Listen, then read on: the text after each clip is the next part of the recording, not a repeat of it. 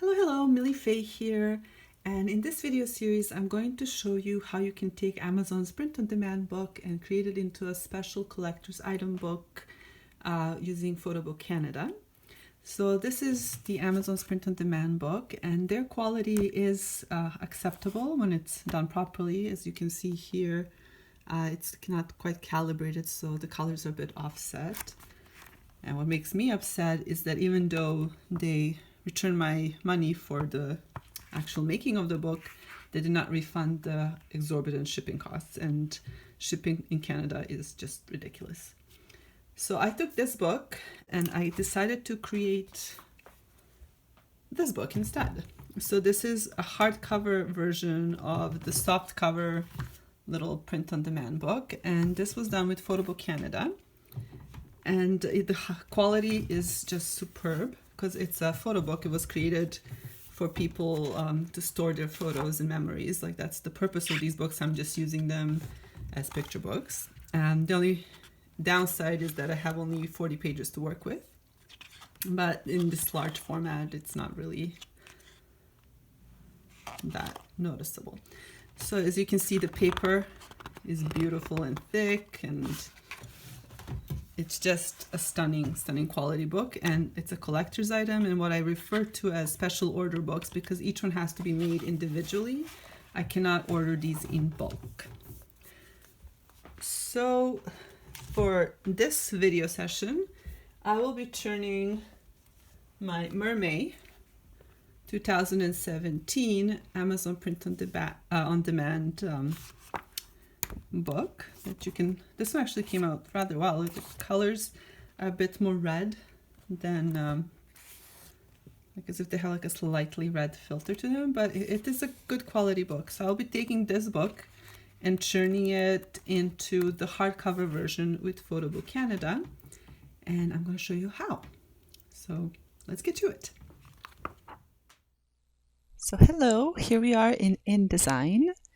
And just for those of you who've never used InDesign before, here that you can see this red line, that indicates the bleed of your book.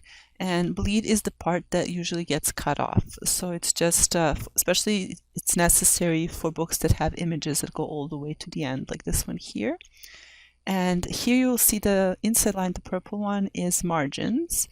And those margins are what they suggested we should use so that, I guess, to keep the text and all the important content safe, because inside here would be the gutter, and that's like where the book folds, and a lot of content can disappear just in that fold.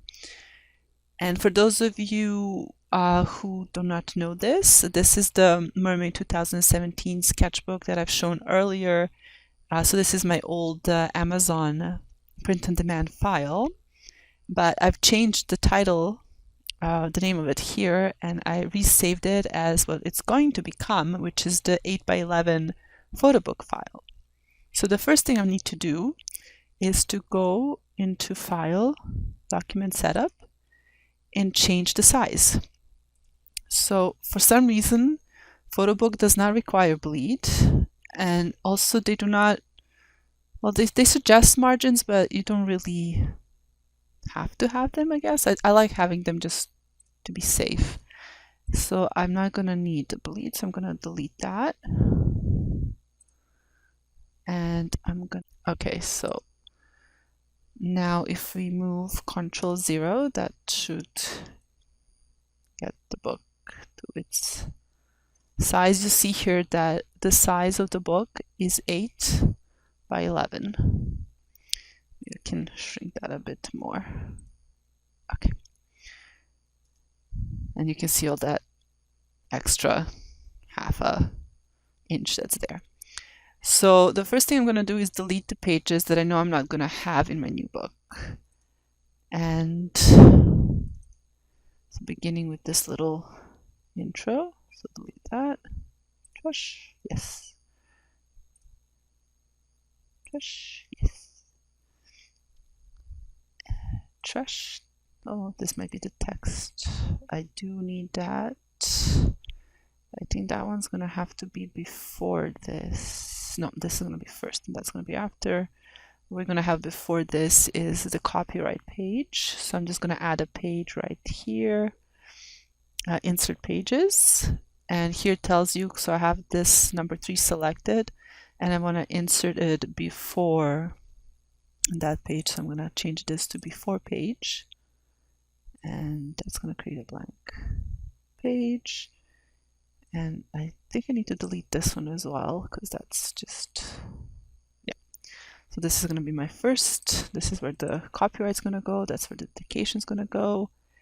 And then I'm going to delete this page as well. Okay, so now that I've deleted all of the extra pages, as you can see here on this side, I need to move the copyright information to the front. So the way to do this is to get the selection tool, select all of this information, and then go, I'm on a Windows system, so Control X is the cut, and then I'm going to go back to the top.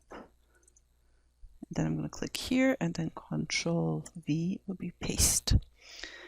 And so the one thing about Photobook is that it has a maximum of 40 pages. So that's why I had to delete all of the extra information I had about each mermaid here.